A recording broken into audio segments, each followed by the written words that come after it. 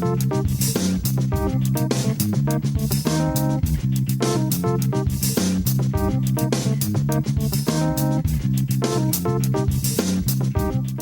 303 of the TV Dudes, recorded October 6, 2020.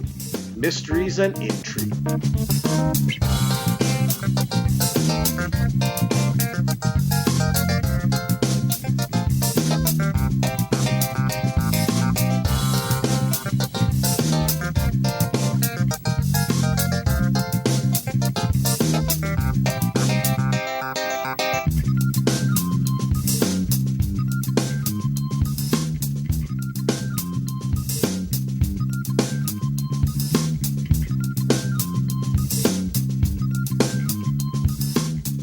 The world is full of mysteries and intrigue, whether it's the crazy apocalyptic goings-on of Utopia on Prime, the tense espionage of Tehran on Apple Plus, the by-the-numbers conspiracy of Departure. This week we are all about double-dealing and machinations. Then, of course, we've got our thoughts on two of our favorite shows of the year, with the finale of Ted Lasso on Apple Plus and the latest episode of Lovecraft Country on HBO. But before we get to all that, I'm Randy. I'm Kyle. I'm Les.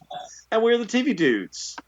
Guys, we accidentally themed up this week. It's all like crazy, intrigue-y. And then I screwed everything up by going, well, we got to talk about that finale of Ted Lasso, right? Oh, well, I mean, the mystery to me is that I'm totally seconding you on that because I wanted apparently the sappiest Swedish show on television so badly this year. It's a mystery to me that I cared this much about Ted Lasso. You do finish it going, what is this show? It's messing with me. Why is it so hopeful? Why do I care about sport? It feels a lot like how I felt about The Good Place and weirdly Friday Night Lights. Like that. You also you were fighting mad about Pitch being canceled. I liked Pitch. I mean, let's be real. Ted Lasso is a million times better than Pitch was at its on worst. At its worst, Ted Lasso is a million times better than Pitch at its best. But Pitch I really liked. I am not a sports guy, but I do have a fondness for sports fiction. I love me some Major League. I love Bull Durham. I have only a mild fondness for Necessary Roughness, but I understand that it is beloved in some quarters. Legend of Bagger Vance? No. Happy Madison. Golf is not a sport. It is just a way to work and ruin a perfect good ball. Tin Cup. Bloodsport? Bloodsport is a sport. It's right in the name. DOA. There's a lot of good. But, we're missing Greg, who was our sports guy. He used to talk about the reason he was still on TV was because of ESPN and all that live sports. And then I realized Kyle's the new Greg. Oh, no. Those are big shoes to fill. I don't know if I could be the new Greg, but I'm afraid that's the role you got to fill now, dude. New Doug.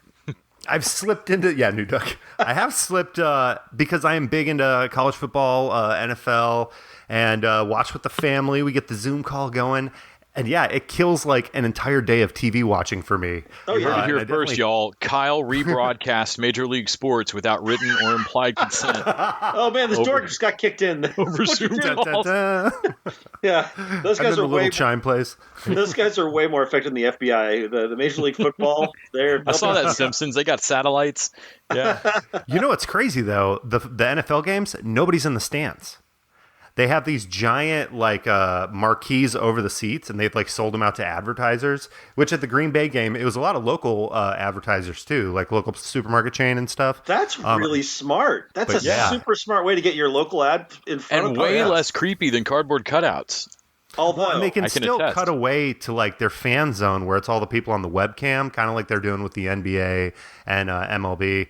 But that's smart.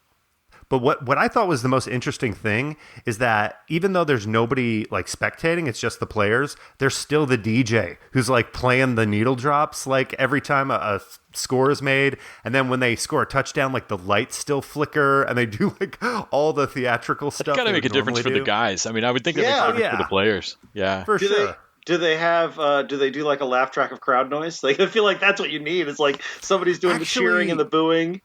I don't think they do any piped-in crowd noise. That's too bad. Quiet. There's some there's a subreddit out there where people would list off what are the worst crowd games in football history, ones where the crowd was just astonishingly. I mean, there's some stadiums that are far louder acoustics than others, and I'm sure there are legendary games that I don't know about. Seattle's one of them where it's like part of their defense is their crowd screaming so loud that the offense can't hear what they're doing. Yeah. Also, by the way, I just want to say they should fill the stands with sex dolls and the flappy arm guys from car washes. Oh God, I'd watch the shit out of that. Oh yeah. Except one section has to be the bleachers that are red and blue that say Ted Lasso. How has that not been one industry yet? There should just be a sex doll flappy thing in the parking lot of a sex shop. Look, that's a very specific taste if you want a flappy doll sex doll. I'm just saying that, if you count wrecked cars, it's going to draw traffic to the store.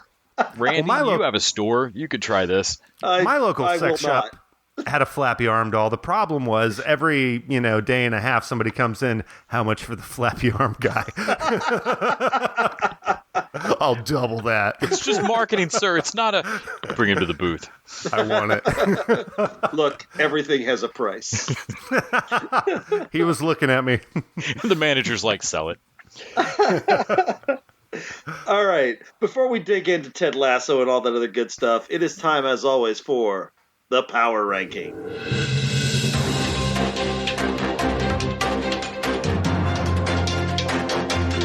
Power Rankings. Yeah, speaking of sports, the sport of television. The closest thing to a sport we have here on TV, dudes. But this week, who stays in their league, who gets relegated. Yeah. It's all about that mystery and that intrigue out there on the internet. What's out there? All right. Like, can we draw, the proverbial shoestring from IMDb to Metacritic? Maybe even see how Rotten Tomatoes fits into this masterful plot. Like, you just never know with the internet. And when you watch 130 shows in 2020, there's a lot of twists and turns. I mean, Michael Jordan's still winning. That's never going to change. Nobody's going to knock The Last Dance down from the number one spot with a combined 374 out of 400. Because that's what we do. We add up the scores from all of the different aggregator sites to get kind of our definitive power ranking lineup of shows. And last week, guys, we had 4 that we talked about. The first one in our number 100 spot is I guess we conclude the spiritual successor to Cuckoo's Nest, and that's Ratchet over on Netflix with a 253 out of 400 for our number 100 show. That's not bad. That's a better ranking than it probably deserves.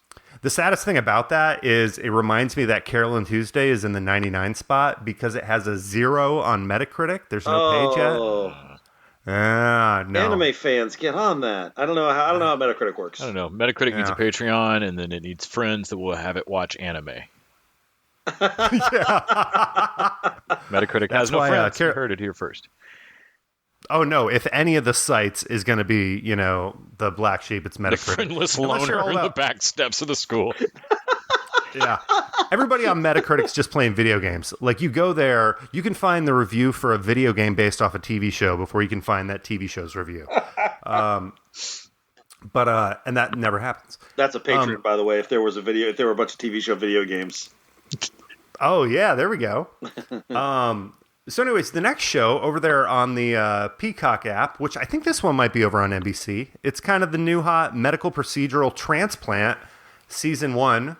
Which me and Les were really digging. If you're kind of into that whole, primetime medical drama thing, this one puts an interesting, I don't want to say twist on the story, but I think they do manage to get a point of view that hasn't been seen on the screen. And from what I've seen, it's just like solid primetime. Yeah. But it's tied for 79 with Miracle Workers over on TBS. Oh. Miracle Workers Dark Ages. That's respectable. Miracle Workers is a good show, too. Oh, no, and I thought season 2 really knocked it out of the park. That was... Oh, yeah, I was week to week on that. Yeah, because I think Transplant does something a little bit fresh with a tried-and-true formula. Mm-hmm. And if you're the type of person who watches shows like this, you're going to find this, and it's going to become your new thing. I guarantee it. Up a little further on the list, we're going back to Netflix, but hey, we're not talking about a TV show. Because, streaming says, no, we're not just doing TV shows anymore. We're going to throw everything at you, including Enola Holmes. Is this a season 1? I just wrote film there in the season spot. They're probably going to do sequels. It's season 1. Yeah. But this is in the number 67 spot, 298 out of 400. Still pretty respectable. Yeah, it's that's the solid. top 50%. Yeah. Yeah. Right there, sandwiched in between Shrill and Tales from the Loop. Which, and honestly, beating. Sorry. This is better than either one of those shows.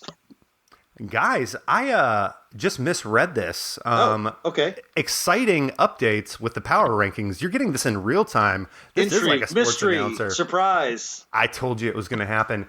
Guys, there's actually a 4-way tie for the 67th spot. Oh. Oh, yeah. No, it's not sandwiched with Tales from the Loop. It's tied with Tales from the Loop. 298 out of 400. Look at all these shows it's tied with. I know this much is true. Wait, which one was that? I know this much is true? Yeah. Oh, man. This is another one of those bad show. Names.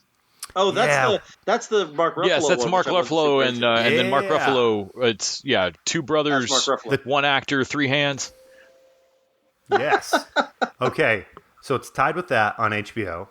As I said before, it's also tied with Tales from the Loop. But kind of the reason I'm bringing all your attention to it is I think it's tied for what should easily be a top 10 show, and that's Dave over Absolutely. on FX. I was going to say Tales from the Loop is like watching sci-fi paint dry, but Dave is a great show. Oh, Yeah. Dave was that water cooler week. Well, we don't go to the water cooler anymore. Yeah. But do not share the water cooler with anyone. Oh God. the virtual water cooler show, kind of like we're doing with Lovecraft Country right now, is one that you just had to talk about every episode. Yeah, Enola Holmes and Dave need to be uplifted somehow, because Tales from the Loop, that's like a Russian sci-fi fan would be like, it's a little slow. Well, and if you look at the show that was number one for last week, which hardly number one on the list, 61 on the list to be exact, that's Raised by Wolves over on HBO with a 304 out of 400.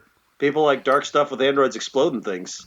Yeah, well, part of me wonders, because I only caught the first couple, I'm wondering if it just gets really good after I left off. I don't know. Didn't you watch a fair amount of it, Les? I'm through episode 3. I think I started episode 4. No. So we watched about the same amount. And I don't know. Maybe it turns around, but for me, I was like, this is solid, but it just did not grab me enough to watch the rest of it. It kept getting further and further away from... It was introducing a lot of plot lines, but then it kept seeming to gravitate towards the ones I was least interested in. Of like, Same. I think this show's got a lot of directions to choose from, and I wish it was going the way I thought it was going at the start, and it's going to be a different show than that. Yeah. Which may end up being better than I'm giving it credit for, but the initial, like, what are we going that way? Fuck. But that's the wrong arc. Like, you don't want an arc where it's like it starts out, oh, this is kind of interesting. Oh, this is less interesting. Oh, it's less interesting. And that's what it felt like.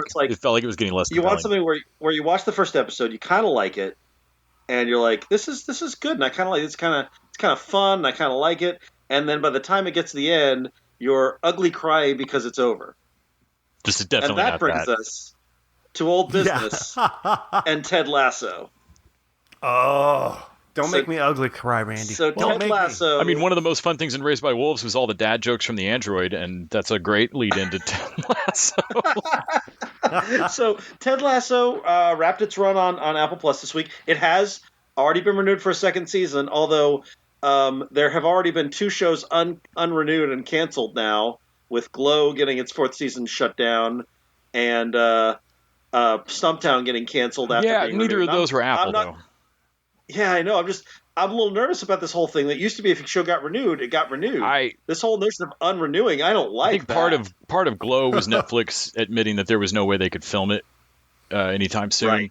Right. Stumptown, I don't know what the fuck. I am holding out hope though that Apple is not going to do anything like that with Ted Lasso. That surely does. Oh my gosh, they have way too much money to burn, and that you'd have to be a heartless corporation who had child labor build your product. Also, I don't cancel Ted Lasso. I don't know if it really films in England or not, but if it does, that's a huge benefit for it. Our interview this week, they had just wrapped production on Pandora because they shoot overseas and they could absolutely make their season 2. They all got to work in their bubble. Yeah. You know why I think it films over in England?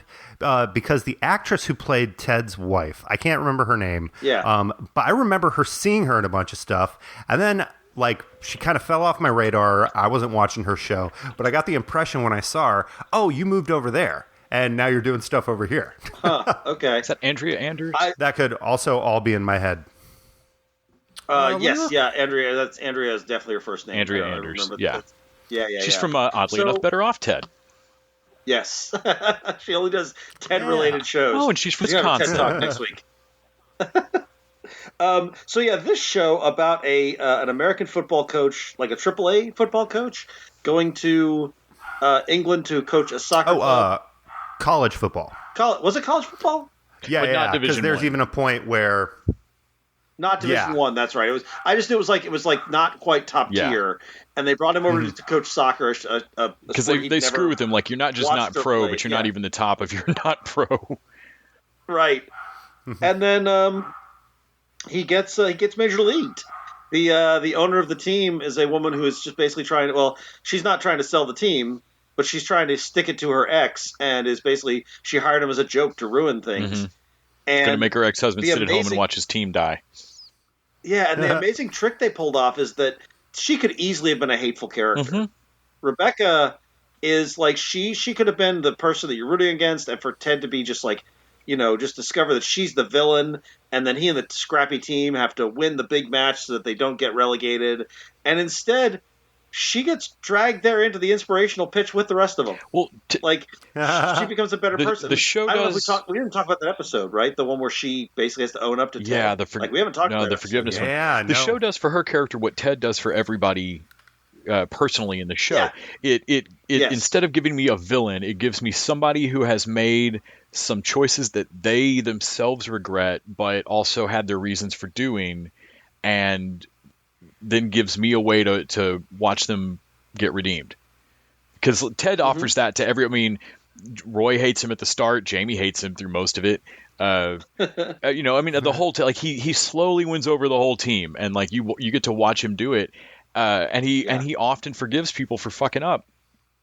And I really love that they didn't go the easy path. Like they neither made her the villain that I thought she was going to be in the first episode, but they also didn't then have her not do any shitty things.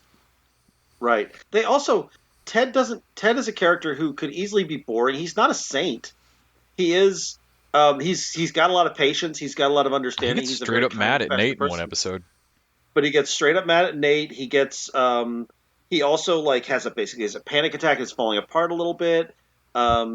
He definitely he sees in her ex, played perfectly by Anthony Head, he sees through him immediately. He's not guileless. He sees that this guy who pretends to be nice is a complete He chooses prick. to be ethically good. Yeah.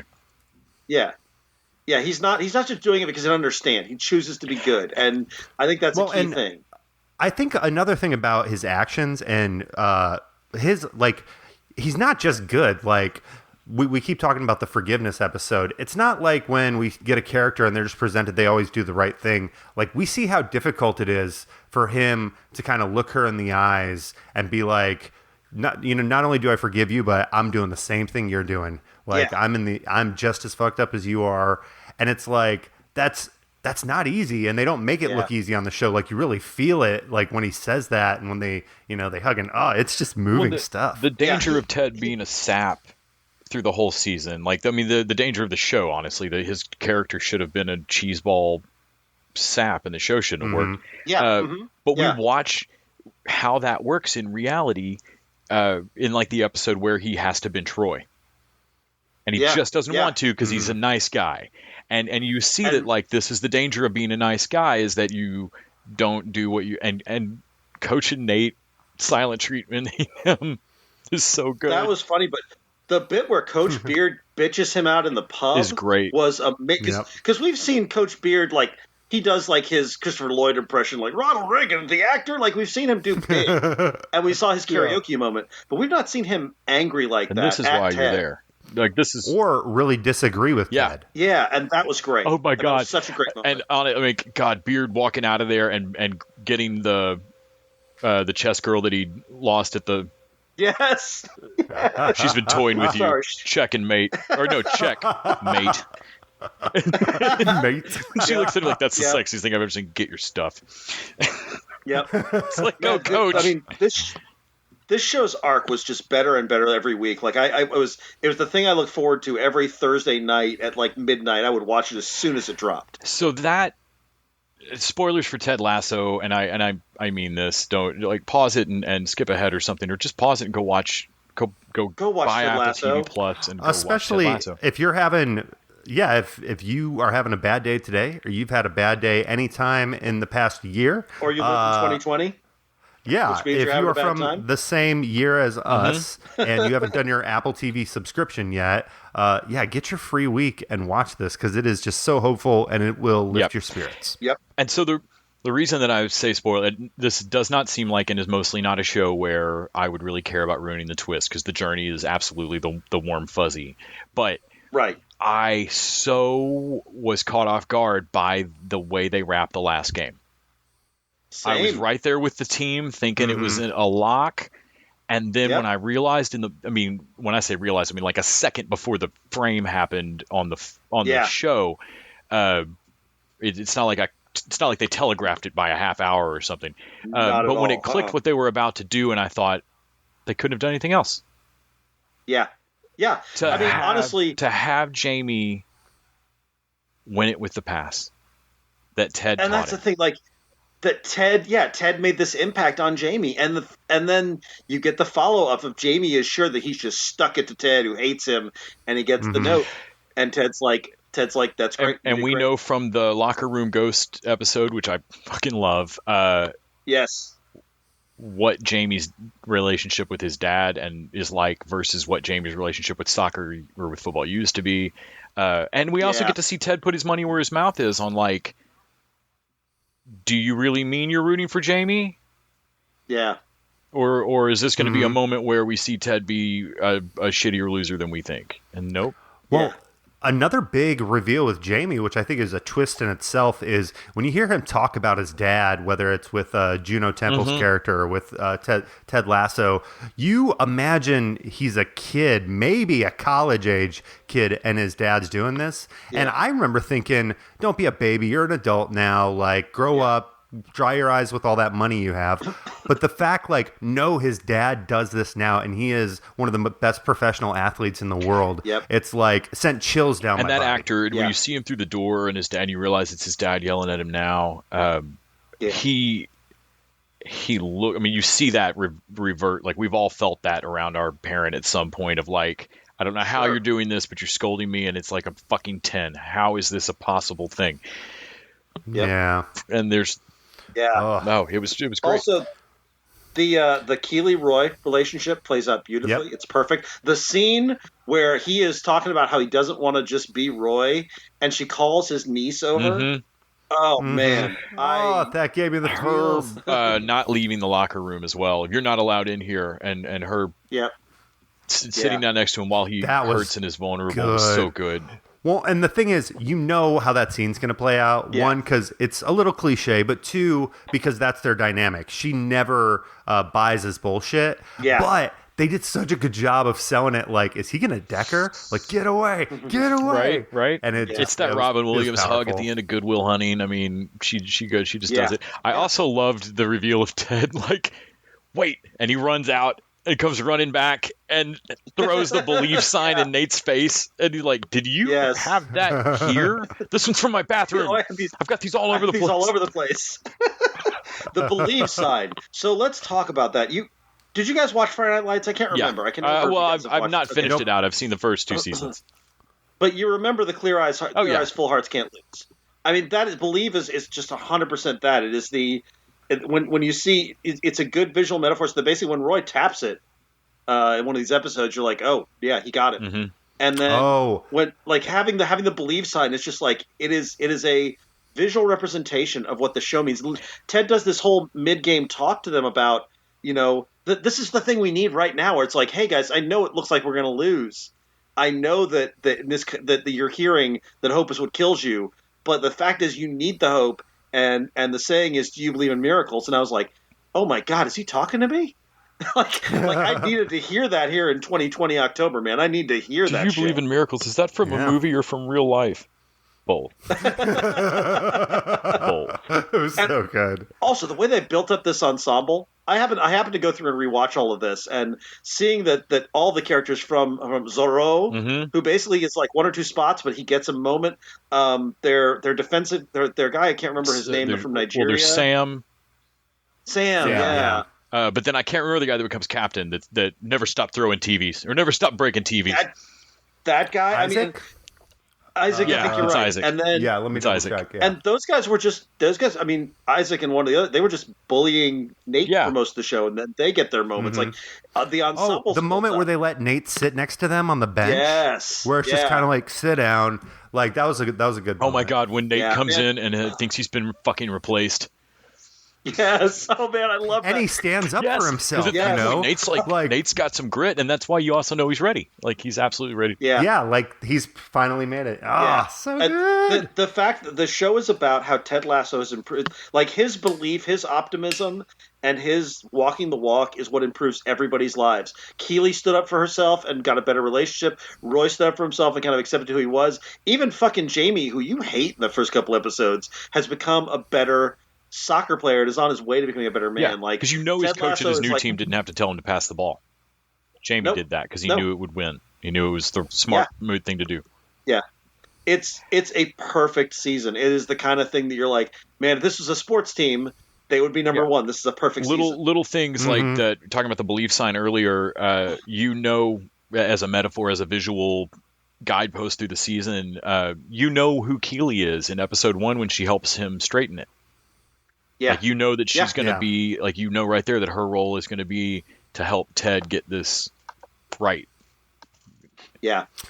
I will say another, shining moment in this show is the production design when they're actually playing soccer, because they don't have like a movie budget or, like some big special effects to fill the stands. So they have to get really clever with it. Yeah. And especially in the final episode where you get a good chunk of the episode is watching them do really cool stuff on the field. It's like, wow, I cannot believe they're presenting this believably and it's this cool.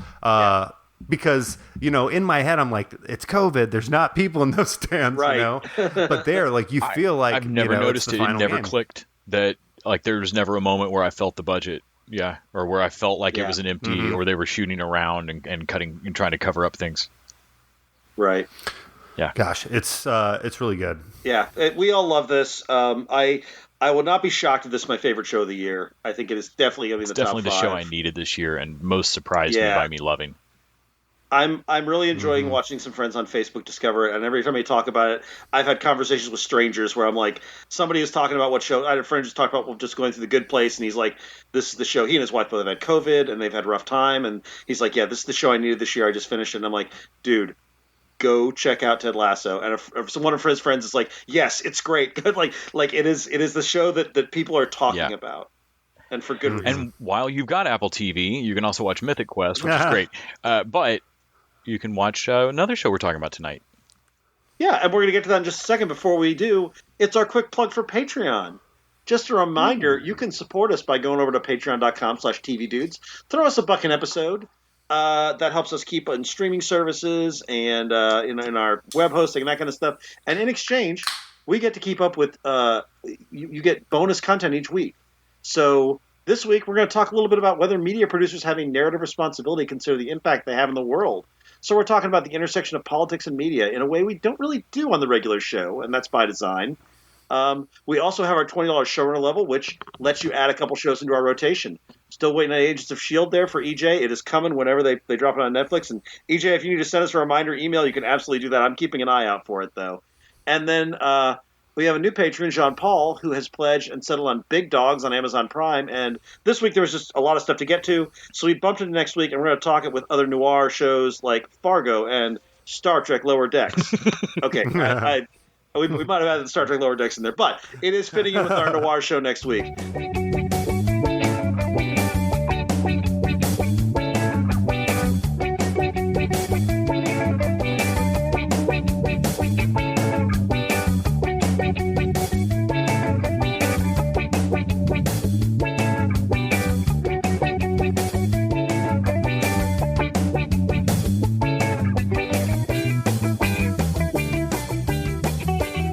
right, let us get on to new business. And as Les alluded to, the next show is an Apple Plus show, and the show is Tehran. And I was going into this a little more hyped than I would have been because Apple Plus, because of Ted Lasso, because of Mythic Quest, I was like, oh, maybe Apple Plus has some. Maybe they're not just kind of boring shows. Maybe they've got some chops.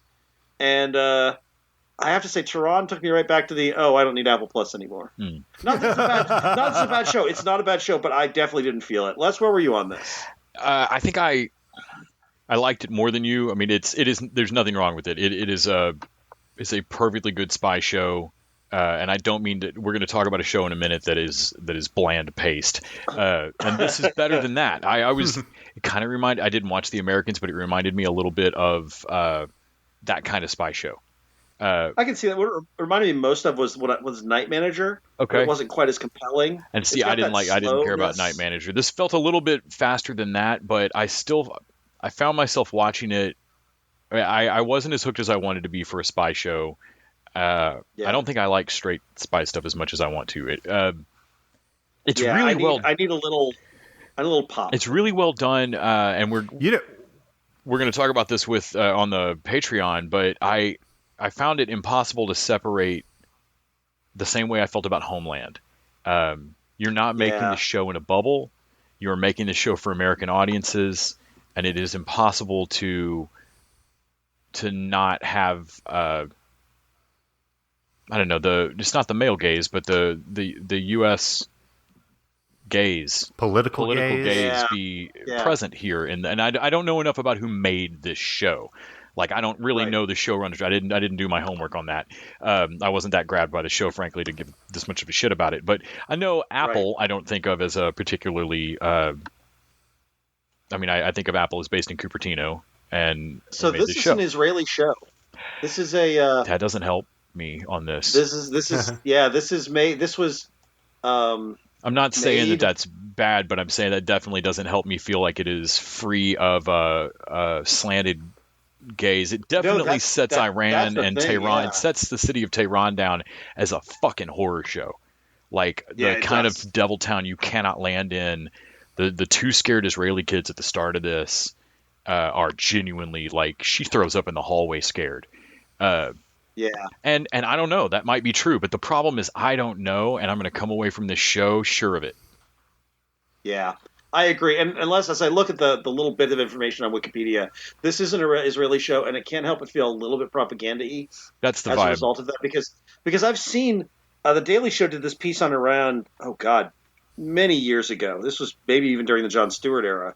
But they went to show like Life in Iran, and I remember seeing at the time, I was like, oh man, like these are all people just on the sidewalk cafes, and they're like just having. This would have us believe that Iran is a 1970s at best nightmare world. It seems like fucking East Berlin. I'm like, no, it is not that. There's joy and there's life, and there are good people who want just like in America, there are good people who want their government not to be what it is. And I didn't watch enough of the show to be sure that they don't eventually show us that, but I didn't feel it in the first episode.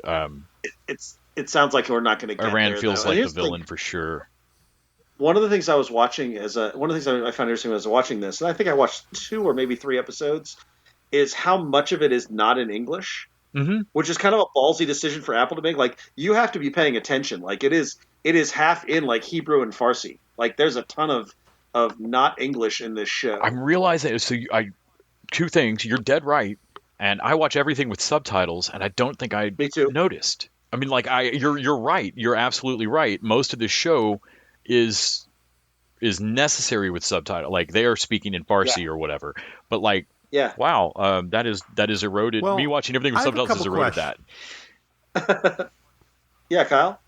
I have a couple questions. I'll go admit this is the one I didn't get to this week, but just in terms of some of the things that you guys are talking about, one thing I wonder is Apple Plus. This is a new service, so a lot of these shows, it's hard to tell whether it was Apple going to somebody and saying, make a show for us, or if it was like the Hulu, Netflix route. We're shopping around looking for shows, and look, we found this show that could be a foreign language program, but we're going to go put it on our service. This is the latter. They bought it from Israeli TV. It had aired last year or the year before. It's an older show. It premiered in Israel in June and then in September on Apple TV. Because Peacock's been doing this too. Peacock's been taking a lot of British shows. Well, then that leads me to my second question, which is this something they feel like American audiences are going to get into, but it may have more of a global appeal? Because kind of like Disney, they are just as concerned about what people think on the other side of the planet as they are with us when it comes to a lot of this IP. I think that's true. I do think this may be a sort of a global base kind of decision. It is weird. Apple Plus doesn't have an identity yet. Like, this is the same network that does Mythic Quest, Central Park, The Morning Show, and Ted Lasso. None of those shows belong on the Little same America. network. Yeah, it is. They just threw all the darts in one big wad and just saw what stuck. And unlike Ted Lasso, they did not bullseye and hit it in the 20s. No, the Beastie Boys documentary is the only thing where I was like, of course Apple did that. Yeah, right. I'm surprised it's not a Coldplay or a U2 documentary. It just appeared on my TV. I was watching something else. This commercial's gone on for an hour. What the fuck is this? Rattle and hum? Just put rattle and hum. In front of every show. It's like that YouTube ad where you realize this is not a commercial. This is an hour-long documentary about food. Yeah. Yeah. You're like you have to watch Rattle and Hum to get to the latest episode of Ted Lasso. Capitalism gone wrong. I can't do Bono in that hat. No. But anyway, it's not like Lessons. It's not a bad show. There's nothing wrong with it. And if you like Jean Le Carre's sort of small or slow espionage, this might be up your alley. I sometimes like that stuff, and I found this a little dry and slow. Yeah, it's kind of like we were talking about Transplant, and if you like medical procedurals, you will definitely love this. I feel like this falls into there's nothing wrong with this show, and if spy stuff were my jam, where like the way that I'll watch damn near anything you put on a spaceship, I'm sorry, if you have a time machine in it, I will sit through fucking anything. And similarly, I know that there are people out there that if you have spycraft, they're down. And Tehran is a better than average example of that class of show, but it's not good enough to clear my bar with a lot of television to be able to watch right now.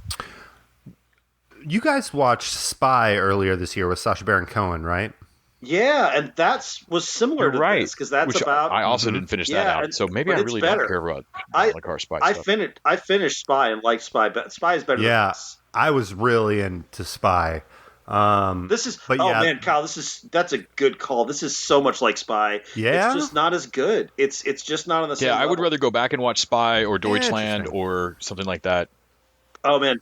If you haven't finished it, you should at least watch the finale of Spy. Yeah, it is it's because they really tease good. it in the first episode, and to see how the story concludes, it's like, damn. Speaking of Deutschland, that's a show I don't think a lot of people know. It's a German show.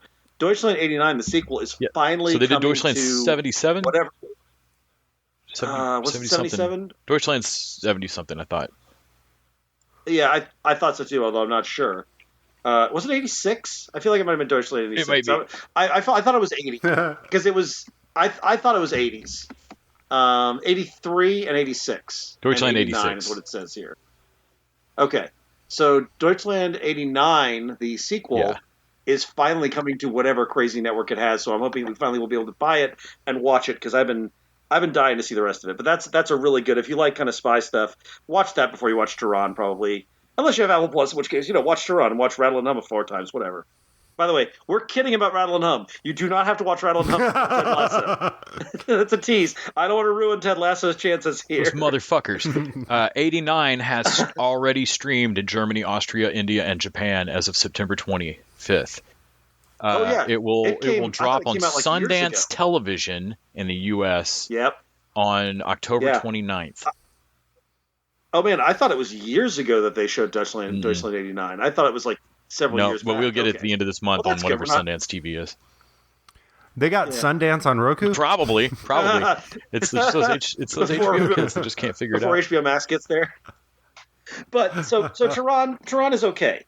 It is not, however, as bad as Departure on Peacock. Yeah.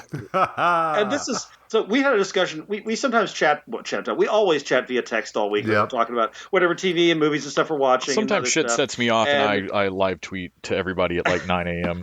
But I got 18 missed texts. What? Oh God, Les is watching.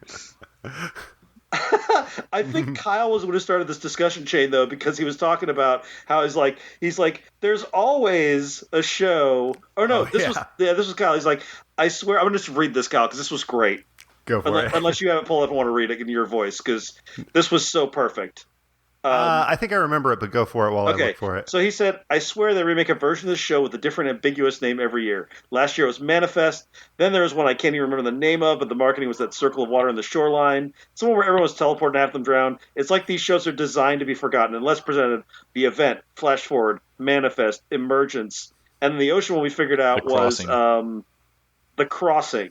And like, not to be confused with The Passage, which was pretty close to. Right. And that's the thing. Like, that's 100% what this show is. It is like someone's like, we need our mystery show. Whereas somewhere in the halls of every network is the guy who is sure he's found the next Lost. Mm-hmm. And I'm like, man, I'm not even sure Lost would be lost at this point. Like that was a period in time. You're not going to discover. Departure is not going to be the show. And this one got me. I would never have bothered with the show because it looked like this kind of forgettable thing. But it has Archie Punjabi from Good Wife. Yep. Who's great. And she produces in this. She's I love great. that actress. It's got Chris Dyson. Oh, I can't remember his last name. He's one of the Swedes from the most recent Umbrella Academy season, and he's also Chris Holden Reed. He plays Dyson on Lost Girl. He's a werewolf on Lost Girl. And he's badass. Yeah. And they have made him a dowdy dipshit in this somehow. Yeah. Well, and they've got the guy who was the Klingon from Star Trek Discovery. And and then, of course, Rich Mogul wouldn't ransom his kidnapped son. Oh, yeah. I'm blanking on the actor's actual name. But this is it's and I don't know that I finished the first episode, but this is about a flight that goes missing. There's something happens with the captain. He's on it. He's mysteriously locks everybody else out of the cabin, and then the flight disappears. And it's all these flight investigators who are looking into the missing flight, including the best flight investigator there ever was. But she's been sidelined for some reason. She gets called back in for one last case. Could they be any more cliche? No, it is ridiculous. I'm getting too old. She's literally just standing by, she's standing by the Thames, I think, and is like takes a phone call and then puts her phone down, and her old boss walks up and is like, "I need you to come back for this. Yeah. I don't even work for you anymore, but you're the best we've got, soldier. Even since the accident. Yeah. Okay." And like, were you? How long were you here? Have you been standing here for years?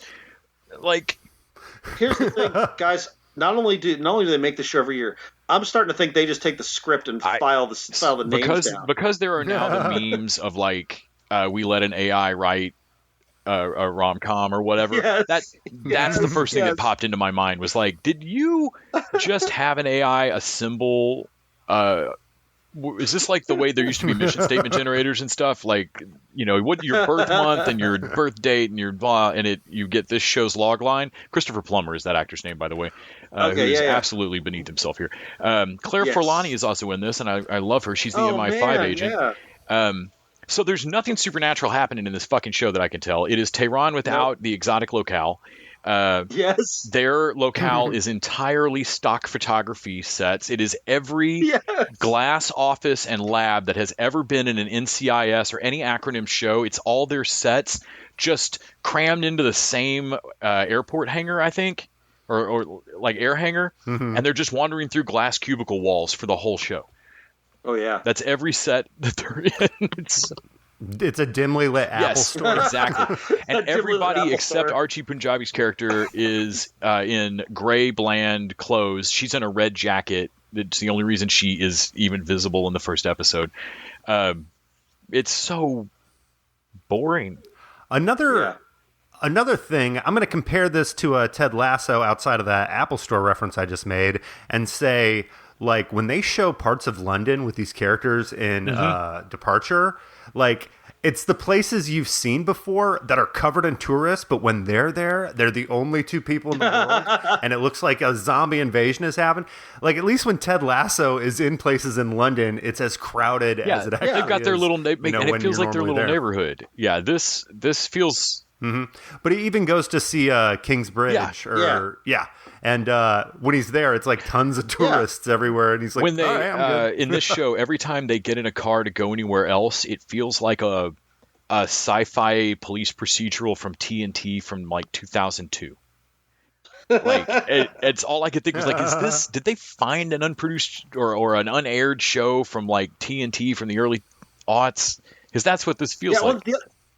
The other crazy thing is, I got through about middle of second episode, and they have not revealed like anything that's going on with the show. I'm like, is this whole thing going to be about a pilot who had a second marriage? It's twisted. So I jumped to the last episode because this is definitely the kind of mystery book that a friend loans you, and you just skip to the end to see if the butler did it. 'Cause I don't want to watch these dumb people flail through figuring this out.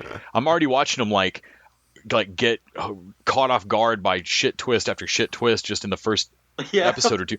And just watching I made it through the recap previously on or whatever at the start of the final episode, and about 5 minutes in, and it's not that you're lost.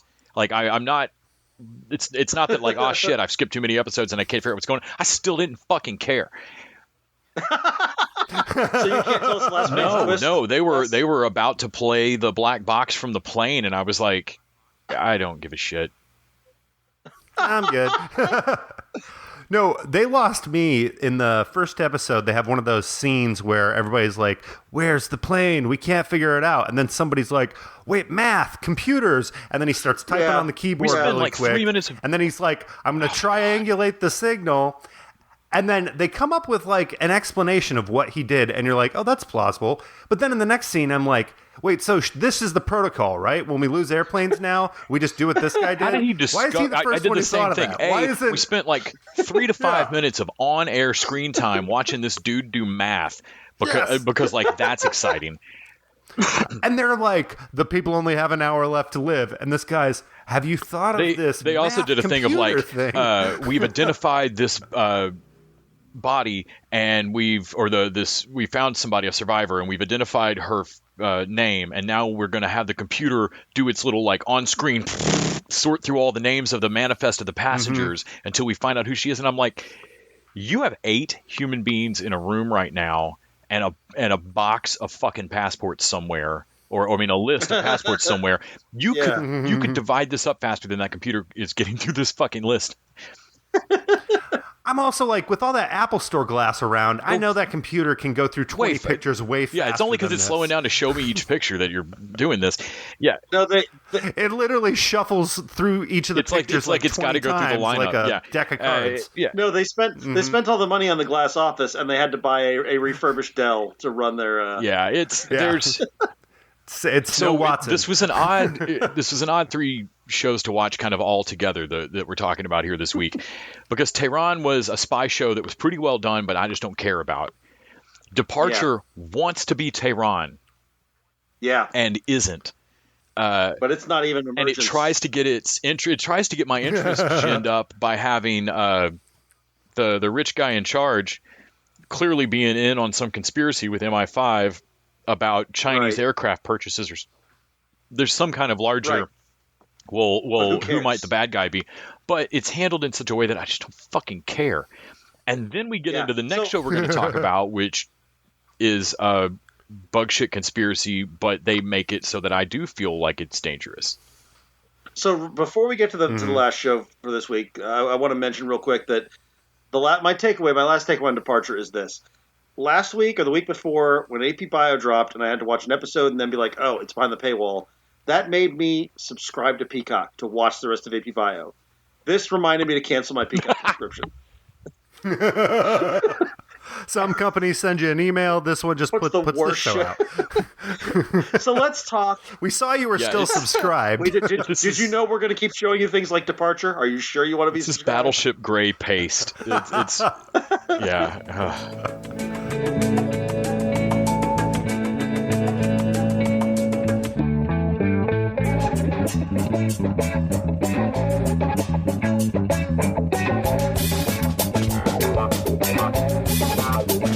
All right, so let's talk about Utopia over on Prime. This is a remake of a British show, although apparently it was developed for TV by Gillian Flynn. Credit is fucking baffling to me. There is no other source material for this except a previous television show. They're not both based on books. This is based on Dennis Kelly, I believe is his name, and he's listed as a producer for the U.S. one, and they are different. I just literally watched the UK episode 1 about an hour ago, and have been watching the U.S. one, and I love the U.S. one too. They're very different, but it baffles me how that's her credit. I wonder. So she didn't do the British one. No, she just wrote Gone Girl. She saw a British television show which she developed for real television. No, so here's the journey of this one, which is interesting. This was being developed by David Fincher for HBO. Yes. That's where I first heard about it. I was excited about it. Yeah. Because I'd heard about it, and I heard the premise. I'm like, oh, this sounds cool. David Fincher's doing it. It's based on a British show. I bet this is going to be awesome. And then it got canceled. I was really bummed. And then when I heard it was coming to Prime, I'm like, that's a bit of a step down from HBO to Prime. And then it was Gillian Flynn, and I'm like, I like Gillian Flynn, but what she does is very different, although similar to what David Fincher does. And I'm like, how is that going to be?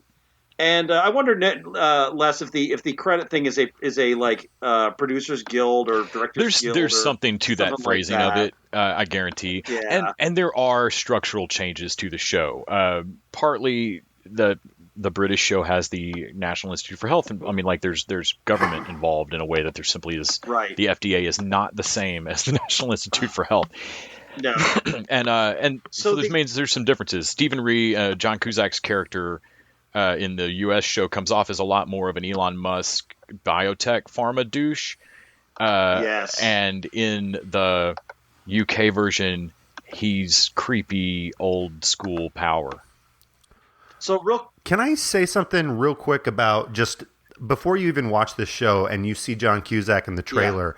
Bad move. He should not have been in your marketing at all, because he is perfect in this, but he is no Cusack of mine. Yeah. And when I saw him, I thought this was going to be like some cheesy comedy. Well, that's the problem. And he produced it. Les talked about. I had to talk Les into watching this because of Cusack. Yeah. And I think we all used to love John Cusack, but he's gone full crazy. I still love him. Yeah. He's gone full crazy at this point.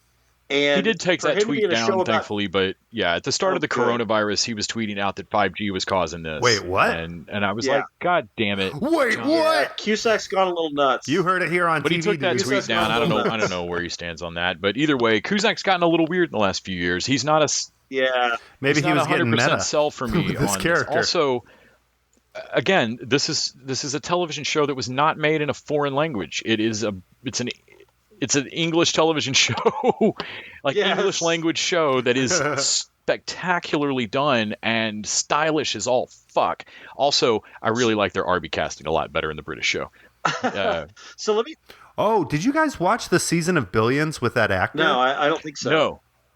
Oh, so he played a really good third kind of like piece to that, because it's always been like the good guy and the bad guy. The U.S. Arby? Yeah. He's like an attorney of some type who's like playing both sides. It's really good. And when we saw him in this, we were like, yes. Before we get into the show itself, before we talk about the premise and all that kind of the cast and all that stuff, I want to quick mention the writing credits, because there's only 3 credited writers here, which is unusual for a show. Dennis Kelly is still credited for all 8 episodes, so apparently he was heavily involved. That's the original creator. Gillian Flynn is credited as showrunner and creator, which is weird because Dennis Kelly was the creator on the other one. That's got to be a weird production thing, but Dennis Kelly must be okay with it. He's listed all the episodes. And the other writer is a guy who was a showrunner's assistant and then writer's assistant, respectively, on Mad Men and Wilfred. Ah. And that makes so much sense. Yeah.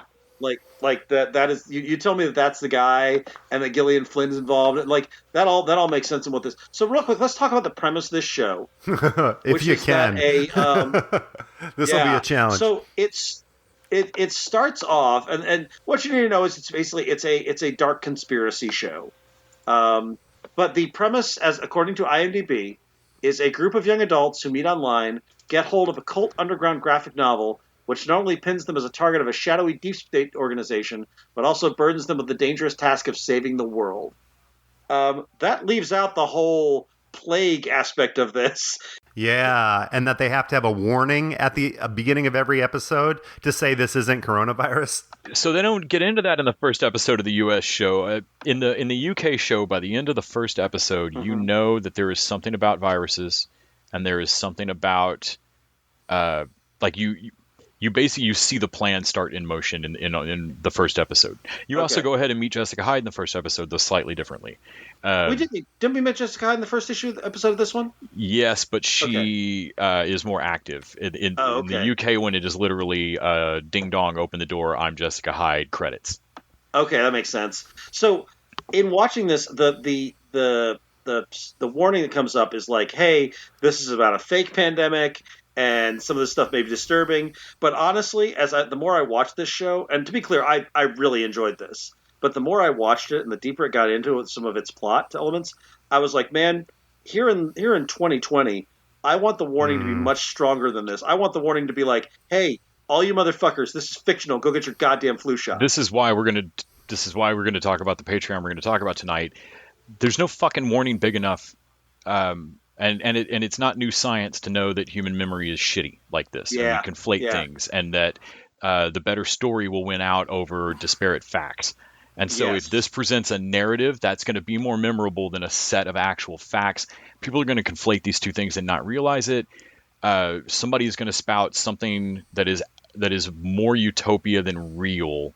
Somebody is going to quote the CDC or one of the doctors from this show as if they really are. They're going to use it to hold up anti-vax stuff. They're going to use it to quote deep. I mean, they mentioned deep state. And then the only reason I grew up with watching stupid fucking Congress discussions about rap music and shit. Like this is I'm not making this to get Grand Theft Auto taken off the shelves. I'm not making this argument for that. I'm saying that right after 9/11, we didn't put out a handful of movies that had to do with planes hitting buildings or terrorism, or like there were a handful of things that we were like, fuck man, not right this second. Wait 6 goddamn months and put it out then. And that said, and you've been making this show for a few years. In 2020, wait a fucking minute. Don't put this show out right now. That said, listen, this is more to discuss on the Patreon, but 24 came out immediately after 9/11. Yeah. But no, in fact, there was change part of it because of 9/11. There's definitely there was literally a movie pulled that was about airplanes hitting buildings, like the year before all this happened. And that guy, it was just like the studio was like, nah. But I feel like we may be in a time now where studios are like, oh no, it's trending, or strike when the iron's hot. Lean in, Oh, geez. So let's talk about the cast a little bit before we get too deep into the story, because the story's crazy. I was sold on this pretty quickly. It's got Dan Bird from Cougar Town. It's got Desmond Borges from You're the Worst. Christopher Denham plays Arby, who I've known from various things. John Cusack, of course, is like the big pharmaceutical guy. Yeah, Christy. Rainn Wilson is the scientist doctor. And then Sasha Lane is the actress who plays Jessica Hyde. I don't think I've seen her in anything, but she's phenomenal. Yeah, she just takes it. She's really good in this, and I also really hate Jessica Hyde as a character. Oh man, she's. I mean, I don't hate her. She's true, and I feel for her. Her character makes total sense. I just don't. I don't like her, and she fucks the group up. Oh yeah, all the time. Yeah, I mean, I was watching this with my kid. My kid doesn't watch a ton of TV with me, but they got super into this.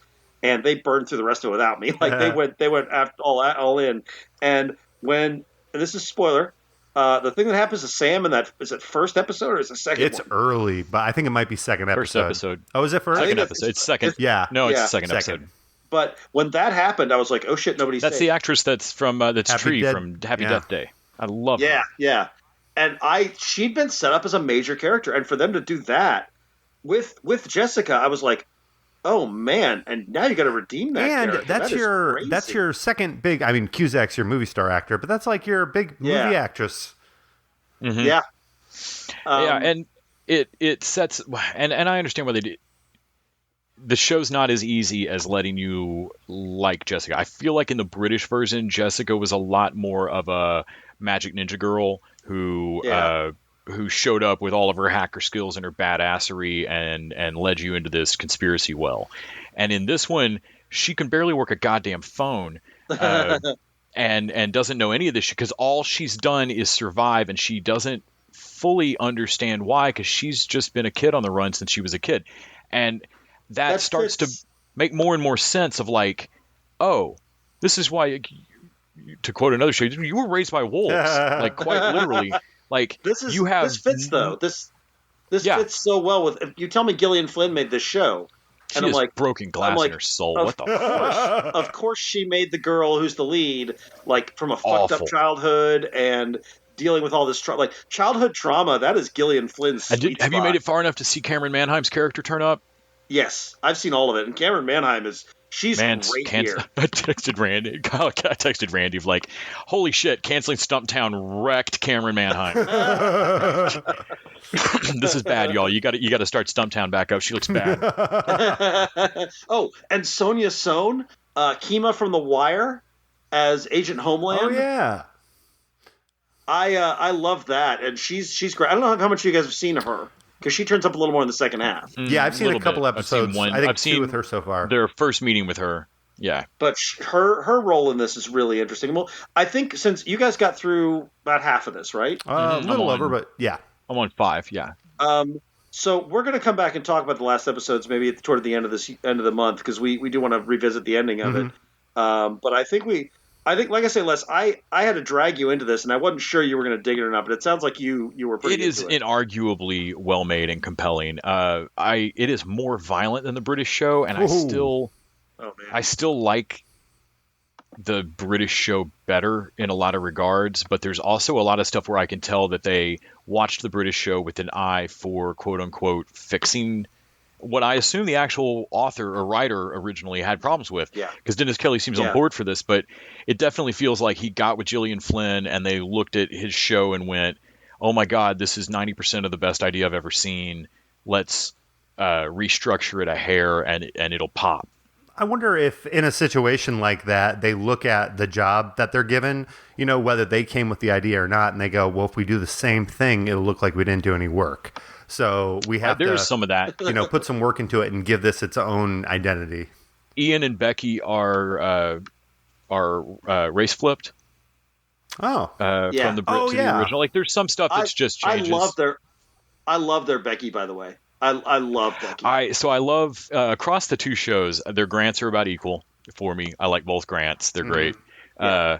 Their Beckys are very different. I think I like the U.S. Becky a little better. They're just different. The way the whole crew meets in the Brit show is different. Their Wilson. They would be about equal, except that I love Desmond Borges from You're the Worst, and he's so good. So U.S. wins out on that. Where the British show really succeeds for me that the U.S. doesn't is that despite liking the actor that plays Arby in the U.S. version, there is a point in the story where more has to happen with Arby's character. I don't want to give away for folks at home like what happens or how that goes or what his backstory is or anything, but there's a moment where he has to do stuff that is not the guy. He has to have an arc. Yeah. The actor they cast, it's a little like Dan Stevens laying on the crazy. The actor they cast lays on creepy psychopath in a way that he can't walk it back for me. And so it's hard for me to watch him take a turn. And so whereas the British one, the guy seriously looks like Phil Collins' simple little he looks like Phil Collins, like a dumb Phil Collins. And somehow there's more of just a dopey, sad kidness to him instead of like John Wayne Gacy-ness to the U.S. Arby. Well, I feel like the U.S. Arby has kids buried under his house and a clown suit, and the Brit Arby I just feel sorry for. Yeah, this show gives you maybe the first half of that first episode. You kind of get thrown into, what felt kind of like a sci-fi channel or a CW show where it's like kids having fun at a comic book convention. And I kind of like this art style of this stuff. And I don't really know what's going on, but I'm kind of into this. And when it flips the switch to what the show actually is, you're just like, oh, there's no turning back. The Brit show opens with I said it was less violent, but it actually opens with a hyper-violent scene that the U.S. one doesn't do. But weirdly, I'm realizing now the moment without spoiler, the moment with Wilson and Arby. Yeah. I think we could probably all know what I know choice exactly of scene we're talking about. In the Brit version, the other guy actually does the thing. That's notable. And Arby really asks notable. the question over and over. And in this one, the dude holds his head, and Arby does the actual deed. Yeah. Yeah, they definitely makes Arby more evil and makes that later turn harder for me. You know what's interesting? Again, I think that's all down to Gillian Flynn. You look at her, and she will always make the harder. Does she have a hand in choices. Sharp Objects? Yep. Okay, so I was going to talk about this. So Gillian Flynn was an EW reviewer that I actually really liked. I used to read Entertainment Weekly when she was writing reviews, and I always liked her writing. She broke out in 2014 with Gone Girl. She wrote a novel that became, and then she wrote the screenplay for it. Then she wrote a novel called Dark Places, which was also adapted into a movie. She didn't write the screenplay for that one, though, and I think it's a weaker movie.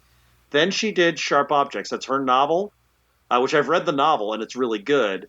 And then she did some of the writing and she wrote 3 of the episodes for TV. Then she did the screenplay for Widows, which I don't know if you guys have seen, but that was great. And then she did this. And the thing is, looking at that resume, I like everything. Sharp Objects done, wasn't bad. It was just I couldn't do it. But I like this better than anything else she's done. This is my favorite thing that she's done. And I think part of it is the sort of sci-fi aspects of it, the sort of larger than life. But because it's Gillian Flynn, she grounds her stuff, and she almost grounds it a little too much. And I think that maybe the problem is that she's making it so real in 2020 that I'm like, man, I think I needed my villains a little more cartoonish and not quite so believable as like a deep state religious cult. Like I don't know if I want the British version now. is a little less well constructed, maybe. Like less tightly, like it makes less sense how they all meet and know each other. It's not quite as believable to me, which makes the US version like work better, but also makes it function worse for me.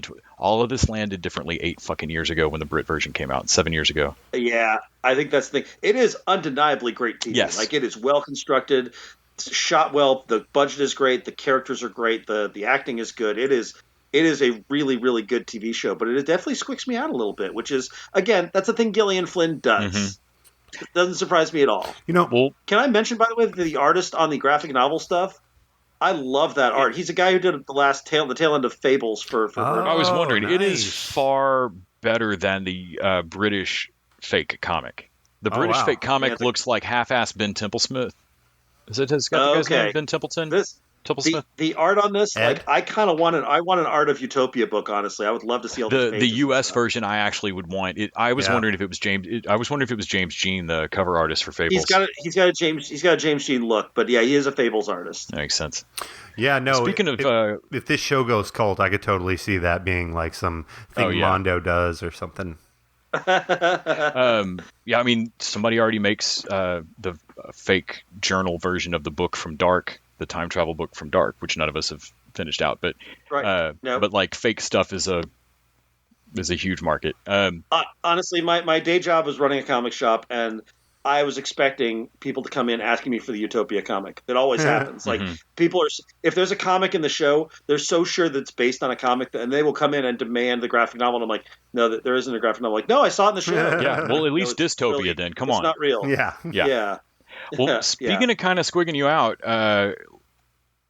should we talk about Lovecraft Country? Oh, so Kyle, you're behind.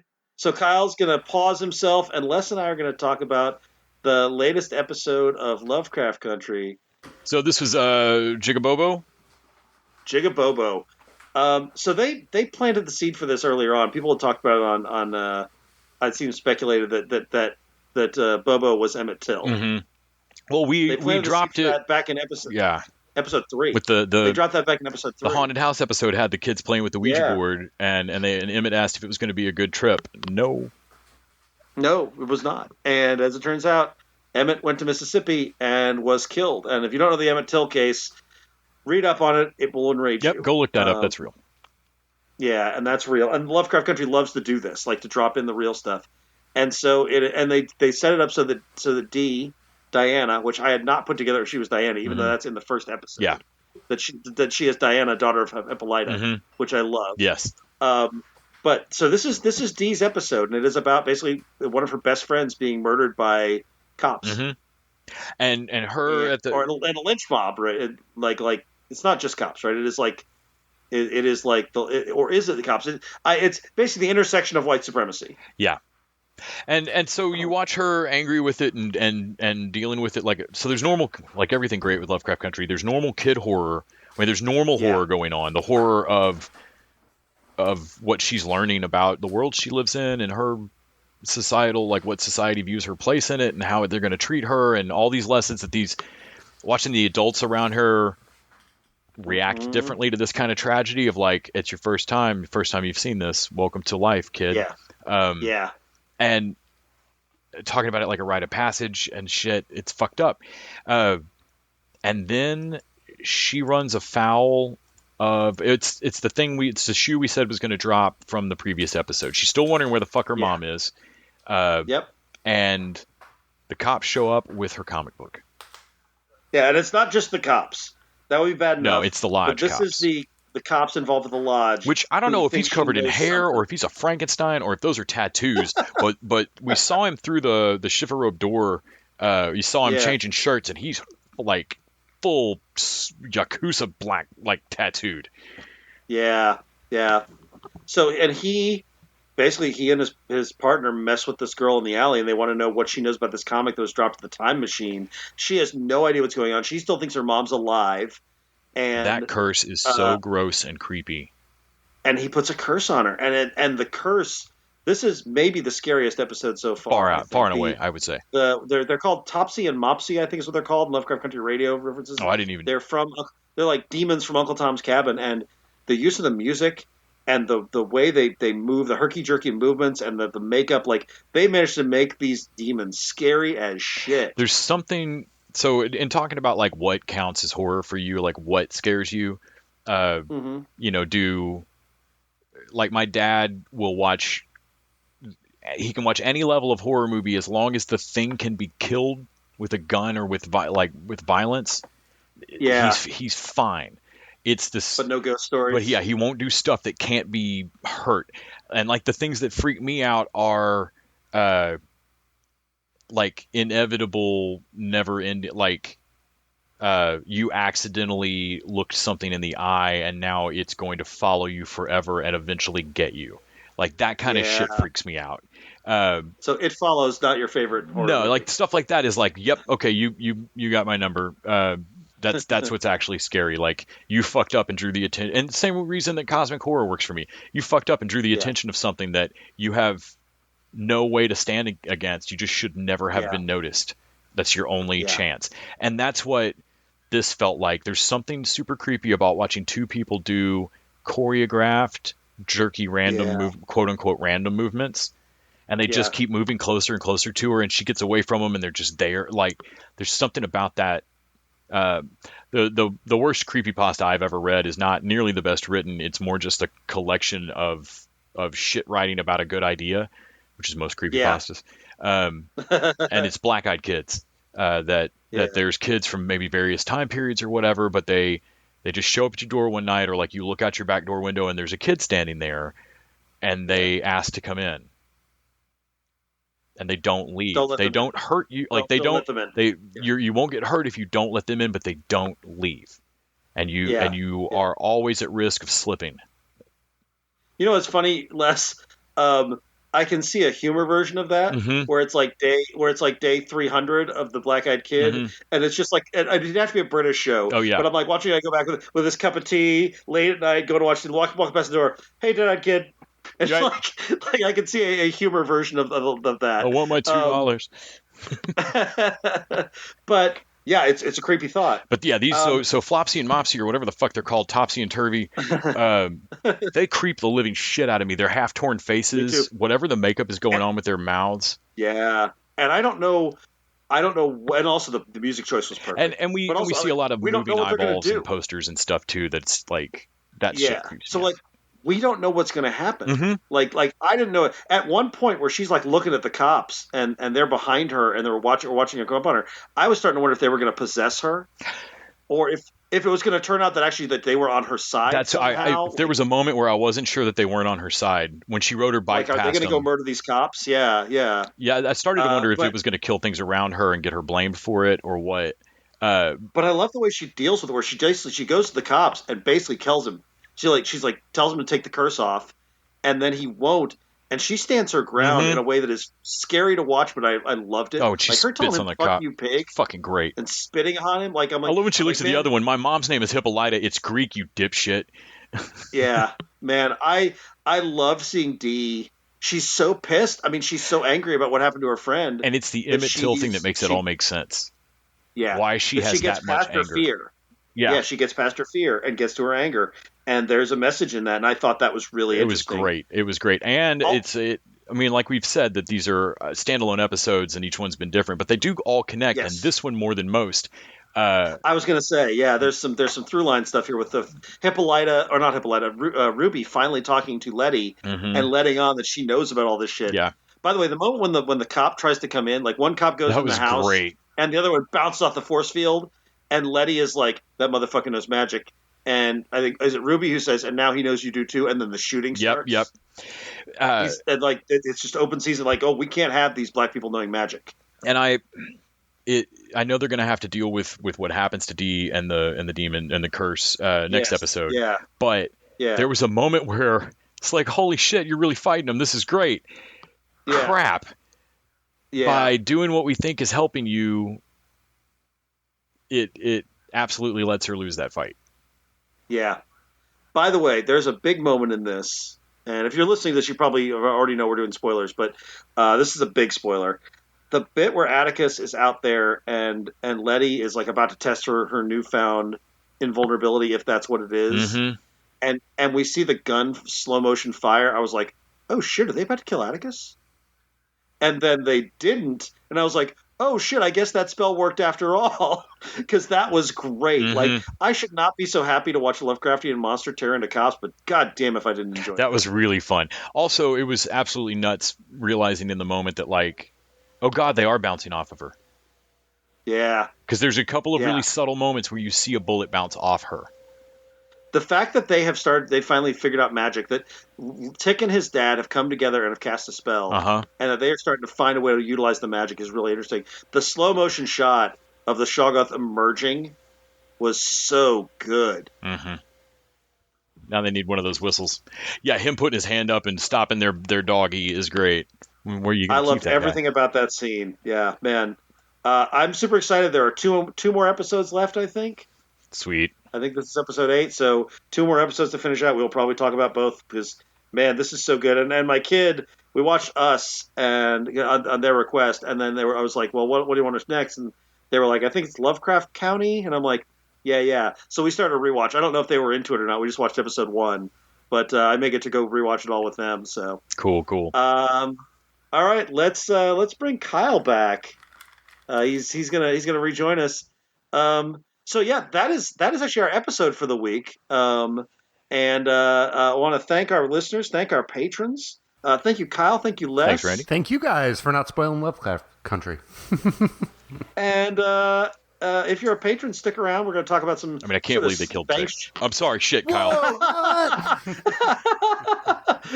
We're going to talk about some bank shot stuff related to this episode. So if you're a patron, make sure to listen to that. If you're not a patron, this might be a good week to check out that Patreon. Yeah. And until next time, TV Dudes out.